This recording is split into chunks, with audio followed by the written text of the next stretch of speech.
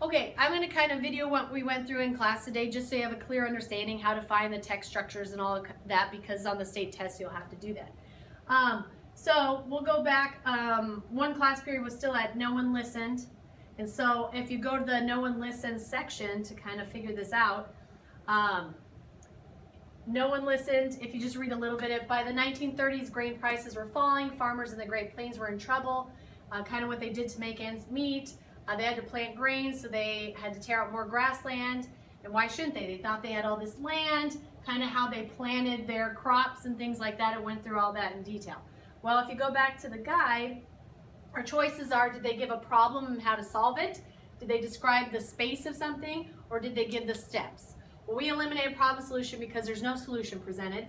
Spatial because they're not describing what a space looks like. And then sequential we decided because they are giving the steps of what they did when they were farming, which caused some of the problems, okay? Next one's black rollers. So we went to the article again, looked at black rollers. By 1932, the grim predictions had come true. The Great Plains was hit by record-breaking heat and relentless drought.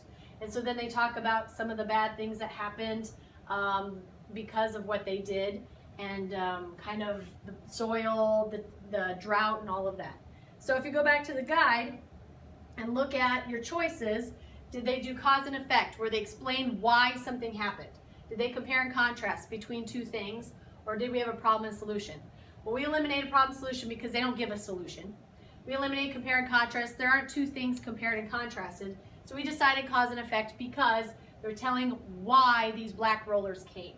And so that was the effect of it.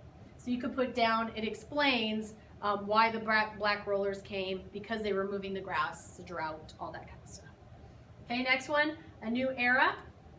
If you go back to the guide, a new era, Black Sunday was far worse than anything I could see, and eventually he and his friends managed to find their way to a farmhouse, and then they came out hours later and everything was changed. And then it talked about how the dust affected New York City, Chicago, all kinds of different areas. So if you go back to the guide, or to the, the guide, our choices for a new era are proposition support, so they propose something and give examples. Problem solution, they give a problem, how to solve it, and then sequential, where they give steps. And so if you kind of read a little bit further in that section, they tell what the problem was and then how they solved it, because they ended up planting new grasses, bringing in people to teach them farming techniques and things like that. So they give a problem, they solve it. They don't propose something to support it, and they don't give steps for something, okay? And then nothing comes close. We only got two left here. So if you go back to the article, nothing comes close. Has more than 2.5 million people fled the Dust Bowl in the 1930s, many to California. And a lot of them, Ike ended up coming back and seeing, and coming back to his land where he grew up and that kind of thing.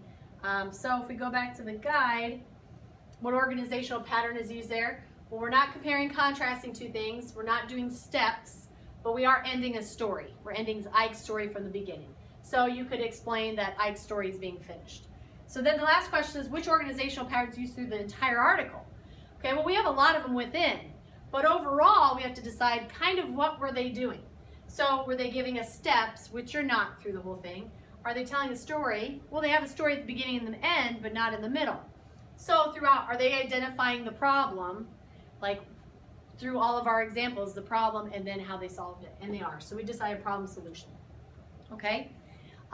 We went into these notes, which I've emailed to you. You should be able to get from the PowerPoint. And then we did this question here. What's the author's purpose for writing this article? And so we kind of weeded through these. One is to inform, one is to persuade, and one is to show the Dust Bowl made people feel. Well, we kind of eliminated how people feel because that's in there a little bit, okay? We eliminated persuading readers that the Dust Bowl could have been prevented because they're not trying to argue one side that, influence us to believe something. So we decided inform because we learn a lot about the environmental disaster of the Dust Bowl. We get a lot of information, okay? Then we scrolled down and did section 5, where you had to compare the video and the article. The only question I really want to go over is number 3, because I want to discuss mood, which will show up on the state reading test. Mood, if you think about it, if your friends are in a bad mood, You can kind of tell by the things they say, their actions, their face. Okay, same for a story or a video. You'll be able to see through the words of the author when they describe characters or the actions or things that they say, that you can get kind of a mood. So this is asking which of these had a somber mood, and somber means sad. And we decided the video did, and what helped with that was a lot of the background music. It was that twangy country music, but it was sad. They had pictures that were kind of devastating pictures and just kind of quotes and facts. So all of that added to make the video very sad. But the article can be sad too. There were lots of examples of bad things that happened to people. So I just want you to understand, how can you identify mood? And it's through the actions, the words the author chooses, the actions of the characters, and their words as well. Okay, thank you.